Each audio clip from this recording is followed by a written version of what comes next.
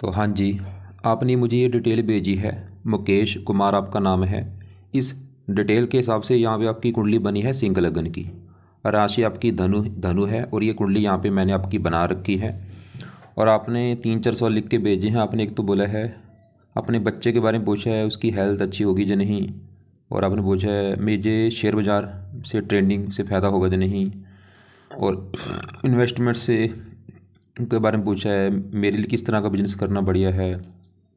अभी ज्वेलर का काम करता हूँ पर चलता नहीं। तो पूरा विस्तार में समझाऊंगा कौन से घर अच्छे हैं बुरे हैं, क्या करना है। सबसे पहले तो आप ये समझो कि जो कुंडली होती है इसमें होते हैं 12 घर। 12 घर पहले आप समझ लो, वो मैं लिख देता हूँ। ये है आपकी कुंडली में पहला घर है, ये है दूसरा घर, तीसरा घर, चौथा, पाँचवा, छठा घर है सातवां, आठवां, नौवां घर, 10वां, 11वां और लास्ट वाला 12वां घर। अब ये जो 12 घर हैं, इन घरों से आपके जीवन के बारे में कुछ ना कुछ पता हम करेंगे। जैसे कि पहले घर से हम पता करेंगे आपका जो शरीर है वो कैसा होगा, हेल्थ कैसी होगी, स्वभाव कैसा, रंग रूप कैसा, पर्सनैलिटी। दूसरा घर आपके धन के बारे में बताएगा। तीसरा घर छोटे भाई बहनों का है। चौथा घर आपकी है माता, मकान, वाहन का।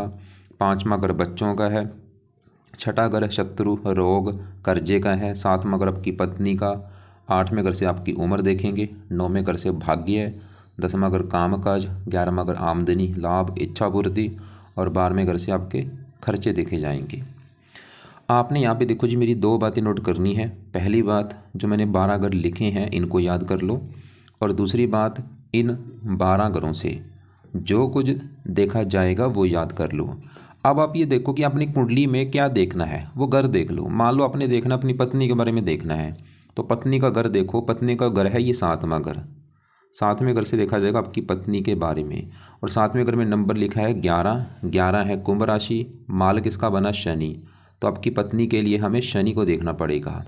ऐसे ही अगर आपके हमने छोटे भाई बहनों के बारे में जानना है, तीसरा अगर छोटे भाई बहनों का है और तीसरे अगर में नंबर लिखा है 7। 7 है तुला राशि, माल का बना शुक्र। तो आपके छोटे भाई बहनों के लिए शुक्र को देखना पड़ेगा। तो आपको देखो जी, मेरा मैं कहने का मतलब समझ आ चुका है कि जो कुछ देखना है वो घर देखना है कुंडली में, और घर का माल का देखा जाता है। अब देखो जी, सवाल कि आपकी कुंडली है कैसी। आपकी देखो जी, कुंडली में गुरु ग्रह अच्छा है, बुध अच्छा है, शुक्र अच्छा है, सूर्य अच्छा है। और आपकी कुंडली में जो ग्रह मुझे खराब लगा है, सबसे ज़्यादा ग्रह खराब है ये मंगल। उसके अलावा बाकी शनि जो है, सवाल की अच्छा है जब बुरा। शनि आपको अच्छे फल भी देगा, बुरे फल भी देगा। ऐसे राहु अच्छे फल भी, बुरे फल भी। तो आपके ग्रह अच्छे भी हैं, ग्रह खराब भी हैं। अब ये जो 9 ग्रह होते हैं, ये 9 ग्रह हैं जो हैं, ये अपना असर ज़्यादा हमें कब देते हैं, जब इनकी दशा चलती है। तो अभी इन ग्रहों में से आपके ऊपर जो दशा चली हुई है, दशा जो होती है वो 2 प्रकार की होती है। एक तो होती है महादशा, एक अंतरदशा। महादशा जो है काफ़ी बड़ी होती है। ये आपके ऊपर चली हुई है मंगल ग्रह की। कब चली है, ये 2019 में आपके ऊपर चली हुई है। पिछले देखो जी 4-5 साल हो चुके हैं। ख़त्म होगी जाके 26 में, अगले साल में ख़त्म हो जाएगी 10वां महीना 26 में। तो हमने भी क्या देखा कि इन ग्रहों में से आपके ऊपर जो सबसे बड़ा असर है वो मंगल का है, क्योंकि मंगल की चली हुई है आपके ऊपर महादशा। अब सवाल कि मंगल का आपके ऊपर असर जो है वो है कितना। ये असर है आपके ऊपर देखो जी, 80% आपके जीवन के ऊपर जो असर है वो मंगल का है। आपकी अगर 100 में से जो 80% लाइफ में अभी जो कुछ आपके साथ हो रहा है, जो भी आप मतलब काम कर रहे हैं, खा रहे हैं, पी रहे हैं, कुछ जो भी कुछ हो रहा है मंगल की वजह से हो रहा है। और बाकी असर होता है 20% जिसकी होती है अंतर्दशा। ये चली है शुक्र की, ये आपकी 24 में चली है, 9वां महीना 24 में, और 11वां महीना 25 में ख़त्म होगी। लेकिन बड़ा असर मंगल का है। अब देखो जी, आपके जीवन में मैंने अभी क्या बोला कि जो कुछ हो रहा है मंगल की वजह से हो रहा है। तो अगर तो आपका कुंडली में मंगल अच्छा निकला, फिर तो आपके जीवन में वो करेगा अच्छा ही अच्छा। अगर बुरा निकला तो वो बुरा ही बुरा करेगा भाई। तो सवाल है कि मंगल अच्छा है आपका या बुरा है। तो मंगल आपका मुझे लगा है बहुत बड़े लेवल पे खराब। पूरी कुंडली में अगर कोई ग्रह खराब आपका है वो मंगल है। और बुरी बात क्या है कि उसी की आपकी चल रही है दशा भाई। मतलब आपका जो समय चल रहा है ये खराब समय चल रहा है। आज समय अगर आप मेरे से पूछें तो मैं बोलूँगा अभी आपका जो समय चल रहा है वो भाई बेकार समय चल रहा है। आपका अभी बुरा समय चल रहा है, क्योंकि मंगल बहुत ज़्यादा खराब है। बाकी विस्तार में आपको मैं समझाता हूँ। अब आपके मन में आ रहा होगा कि भाई मंगल में नहीं खराब क्यों बोला है। खराब होने के 2 कारण हैं। पहला कारण है, लेकिन यहाँ पे एक और बात नोट करो।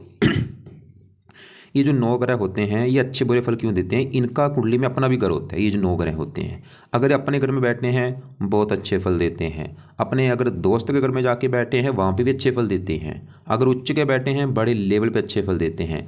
लेकिन अगर ये ग्रह नीच राशि में बैठे, जो इनका नीच राशि है वहाँ पे बैठे हैं, अच्छे फल नहीं देते। अब आपकी कुंडली में नीच के ग्रह कौन से बैठे हैं, सिर्फ मंगल आपका नीच का बैठा है। तो मंगल आपका खराब होने का पहला कारण है ये जहाँ बैठा है 12वां घर। एक तो वो घर अच्छा नहीं 12वां, क्योंकि इस घर से 12वें घर से क्या देखा जाता है, 12वें घर से खर्चा, हानि, दान, दंड, हॉस्पिटल, पागल खाना, विदेश यात्रा, जेल यात्रा, हत्या, आत्महत्या, ऐसी खराब चीज़ें देखते हैं। तो मंगल खराब होने का पहला कारण कि वो 12वें घर में खराब घर में जाके बैठा है।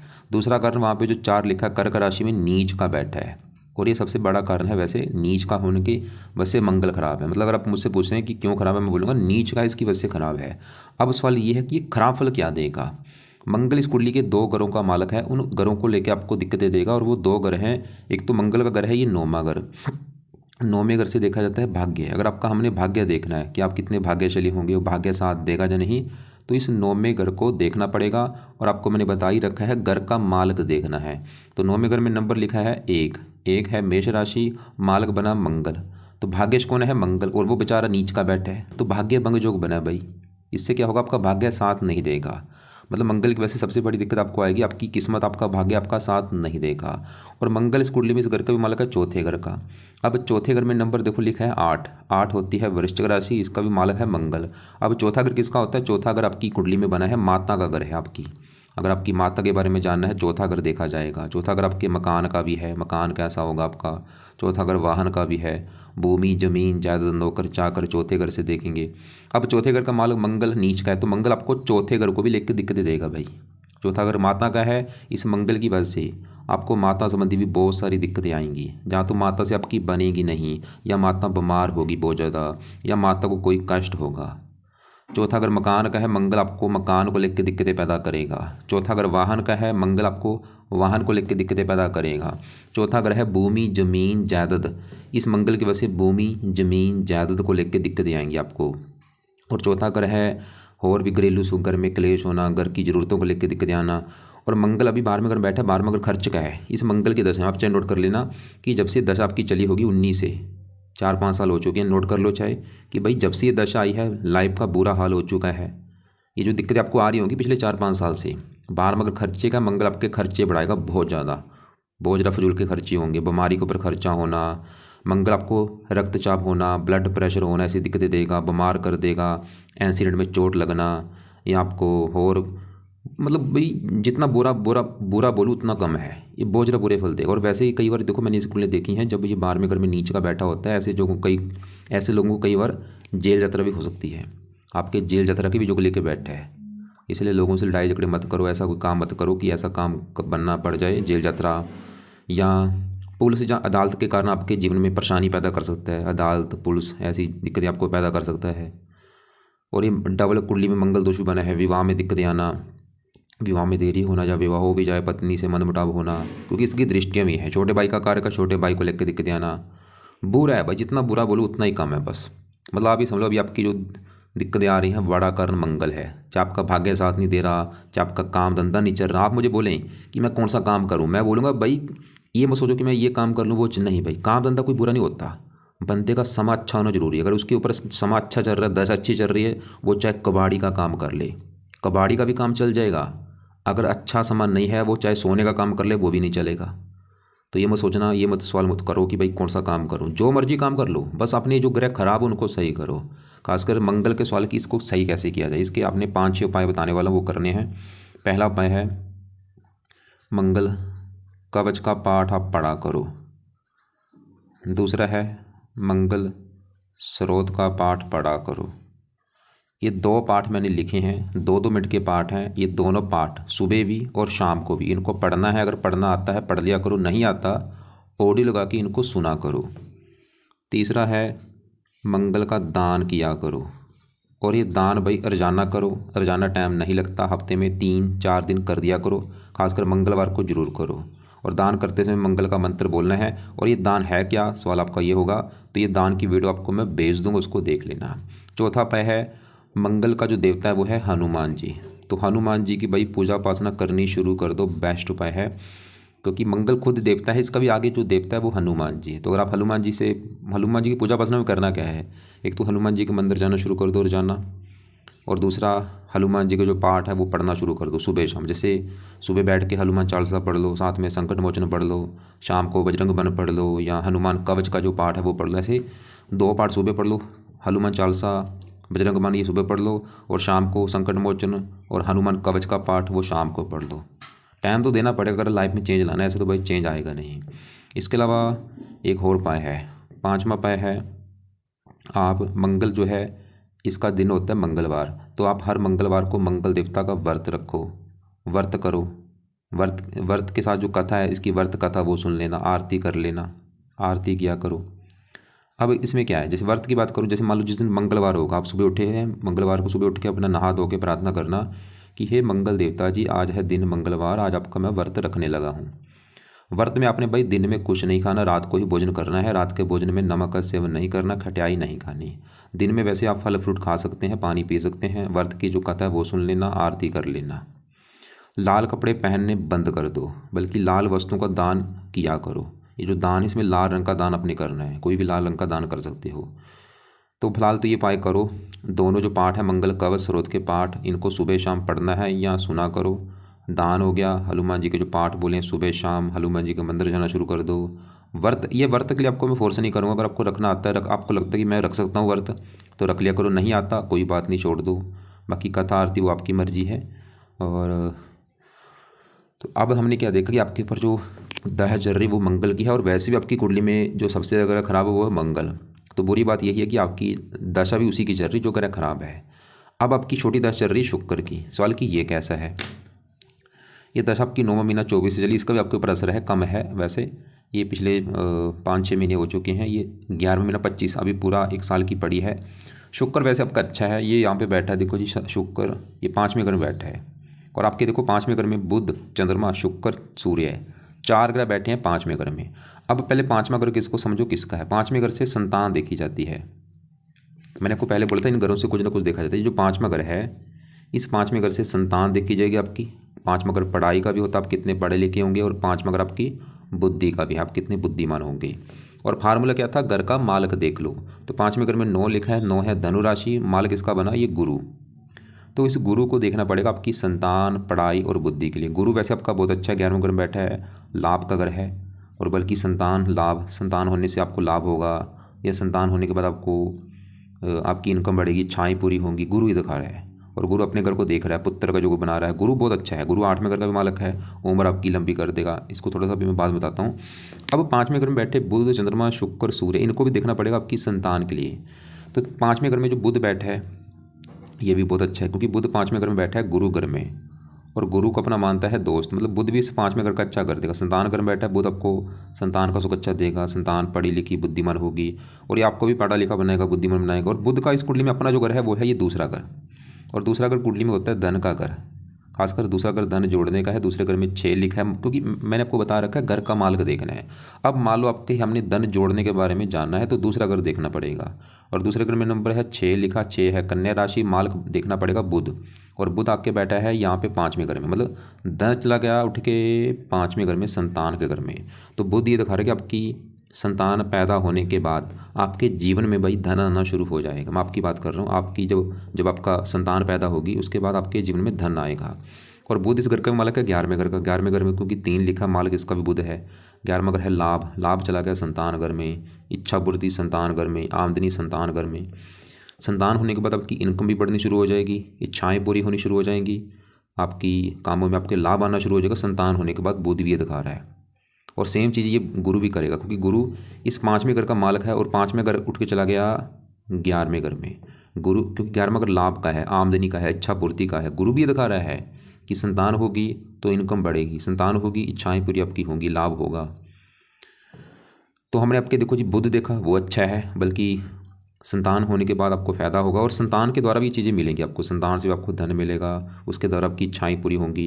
लेकिन बुध आपका देखो जी 0 डिग्री का बैठ, उसमें बल ही नहीं है। 0 को अगर आपने प्लस कर दी, उसकी पावर बढ़ा दी, तो चीज़ें बढ़नी शुरू हो जाएंगी। मतलब इसका बल, बुध का बल बढ़ाओ। बुध का बल बढ़ाने के लिए पहला उपाय है, आप बुध का रत्न धारण कर सकते हैं पन्ना। और ये पन्ना आपने करना है राइट हैंड की इस छोटी उंगली में। इसको चांदी में जड़वा के शुक्ल पक्ष के पहले बुधवार को धारण कर लेना। और धारण करने से पहले एक बार कच्चे दूध में या गंगा जल में धो के धारण कर लेना। और ये आपने रत्न जो लेना अपने वेट के बराबर लेना। अगर आपका वेट 70 किलो है तो 7.25 रत्ती का ले लो, 80 है तो 8.25 रत्ती का ले लेना। बुध के लिए हरे कपड़े ज़्यादा यूज़ किया करो, ज़्यादा पहना करो। दान मत करो हरे रंग का, बल्कि कपड़े ज़्यादा पहन सकते हो। तो बुध के लिए मैंने एक तो रत्न आपको बोला है, वो जब भी आपका बजट होगा कर लेना। हरे कपड़े ज़्यादा पहन सकते हो। अब देखो जी, बुध के साथ चंद्रमा, शुक्र, सूर्य। अब सूर्य की बात करूँ वो भी बहुत अच्छा है, क्योंकि सूर्य भी इस 5वें घर में यहाँ पे गुरु ग्रह में बैठा है। और सूर्य भी गुरु को अपना दोस्त मानता है। सूर्य भी इस 5वें घर का अच्छा कर देगा, संतान के लिए अच्छा है, बड़ा लिखा बुद्धिमान बना देगा। और सूर्य का अपना घर है ये पहला, जहाँ पे 5 लिखा है, सिंह राशि, मालक सूर्य। पहला घर शरीर, हेल्थ, स्वभाव। सूर्य आपकी हेल्थ अच्छी, स्वभाव रंग रूप अच्छा। सूर्य की दशा अच्छी जाएगी आपकी। पुत्र का योग लेकर बैठा है। तो हमने यहाँ पे बुध सूर्य देख लिए अच्छे हैं। अब यहाँ पे शुक्र की बात करूँ, शुक्र इस कुंडली में इस कुंडली में इस घर का मालिक है 10वें घर का। और 10वां घर देखो जी, कुंडली में काम काज का होता है, जो आप काम काज करेंगे। 10वां घर पिता का भी होता है, सरकार मान प्रतिष्ठा का भी होता है। 10वें घर में नंबर लिखा है 2 है। वृष राशि, मालिक इसका है शुक्र। हम इस शुक्र को देखना पड़ेगा आपके काम काज के लिए। और शुक्र बैठा 5वें घर में, घर अच्छा है, लेकिन यहाँ पे गुरु की राशि, फिर भी शुक्र अच्छे फल देगा क्योंकि अच्छे घर में बैठा है। और शुक्र ही दिखा रहेगा आपको काम का जो सुख अच्छा मिलेगा। और कौन सा काम का, शुक्र के जुड़े आप काम कर सकते हैं। जैसे शुक्र के जो काम होते हैं, कोई फिल्म इंडस्ट्री जुड़ा कोई काम हो गया, गीतकार, ब्यूटी पार्लर, मैरिज ब्यूरो, विवाह से संबंधित काम हो गया, रेस्टोरेंट हो गया, ब्यूटी पार्लर का काम हो गया, और ज्वेलरी का काम हो गया, जो आप कर भी रहे हैं ये शुक्र का काम कर रहे हैं, क्योंकि शुक्र आपके काम का घर का मालिक है। और शुक्र तीसरे घर का मालिक आपको मेहनती साहसी बनाएगा। लेकिन शुक्र देखो जी है तो अच्छा, लेकिन अस्त बैठा है, ये मृत अवस्था बैठा है। और अभी आपकी शुक्र की दशा भी चली हुई है, मतलब शुक्र की जो दशा है आपका फिर भी अच्छा है, इसमें आपको काम का जगह सुख अच्छा देगा। लेकिन क्योंकि देखो इसका असर आपके ऊपर कम है, बड़ा असर तो मंगल का है, उसका आपके ऊपर अभी उसकी ज़्यादा आपके ऊपर चलेगी। तो अगर आपका काम काज मान लो ये जो काम कर रहे हो ज्वेलरी का काम नहीं चल रहा है, मंगल कारण है, बड़ा कारण। फिर भी आप शुक्र के 1-2 उपाय जरूर कर लो। तो शुक्र के जो उपाय हैं 2 अपने उपाय करने हैं। पहला उपाय है आप शुक्र का मंत्र आप किया करो। और ये मंत्र माला से करना है, चाहे 1 माला कर लो, 2 कर लो, 3 कर लो, वो है आपकी मर्जी।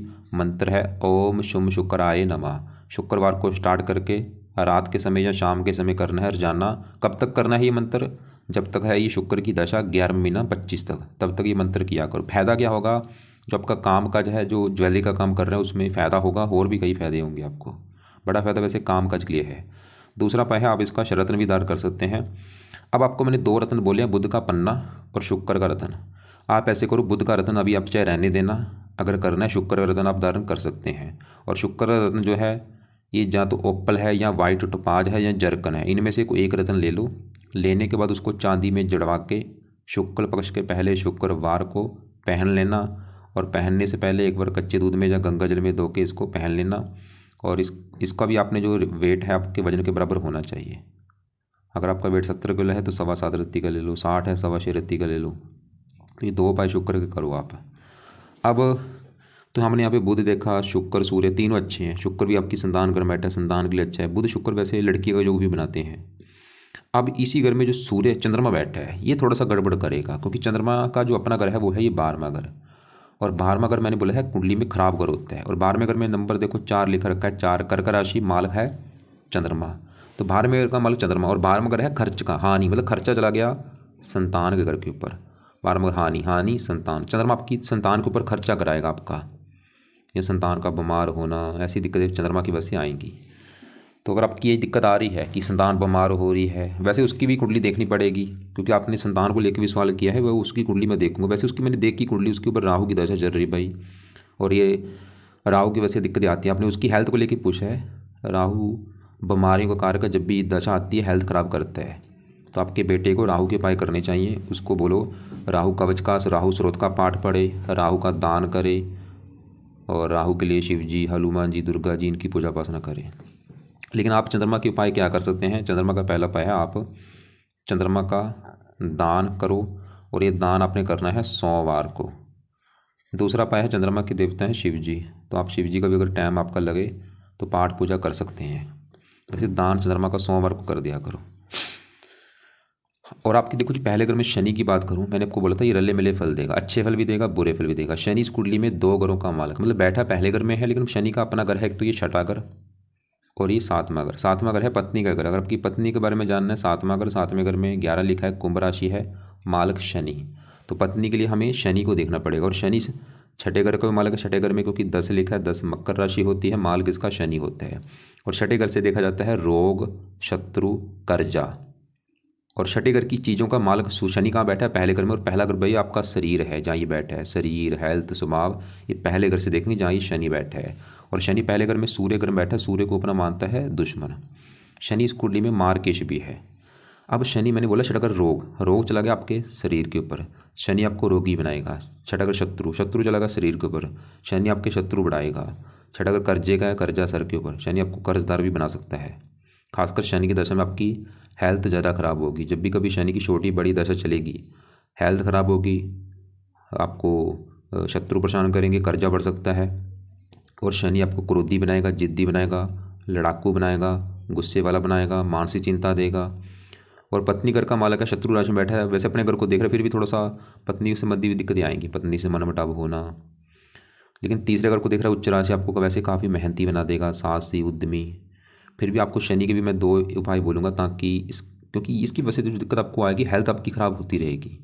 रीढ़ की हड्डी में दिक्कत आना, या और कोई आँखों में दोष होना, गुस्सा बढ़ना, हेल्थ में कोई ना कोई दिक्कतें आना। भाई शनि के उपाय करोगे मतलब हेल्थ अच्छी रहेगी, गुस्सा कम होगा, कर्जे से बचोगे, दुश्मनों से बचोगे, पत्नी से लड़ाई झगड़े नहीं होंगे, और भी कई फायदे।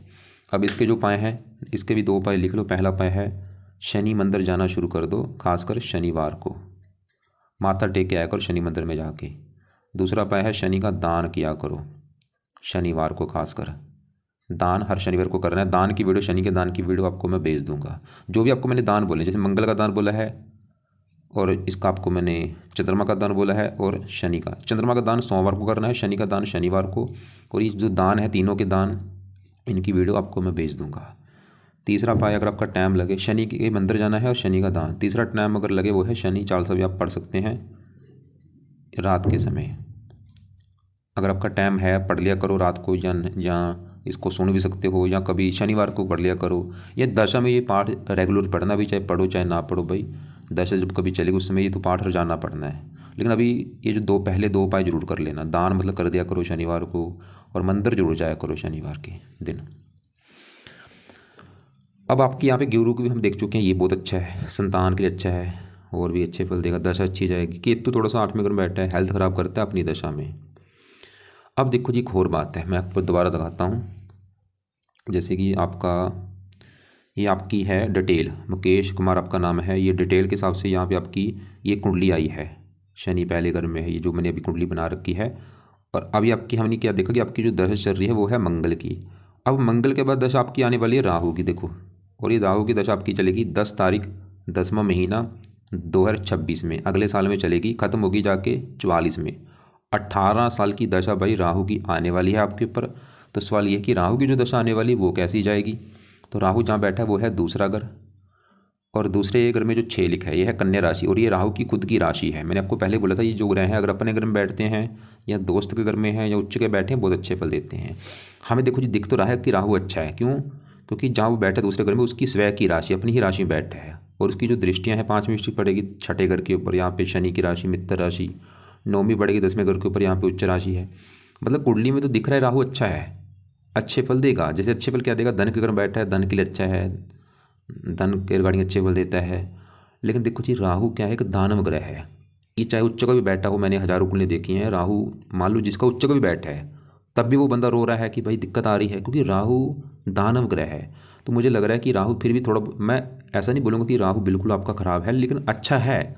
लेकिन ये थोड़ा बहुत बुरा फल जरूर आपको दे सकता है। जैसे कि बुरा फल में क्या देगा कि आपके धन के घर में बैठा है तो आपके धन की हानि होना, ऐसी दिक्कतें आएंगी। मतलब आपको धन देगा भी, लेकिन धन आपका मतलब धन की हानि भी होती रहेगी। कभी धन आ गया, क्योंकि अचानक से विस्फोट करता है राहु।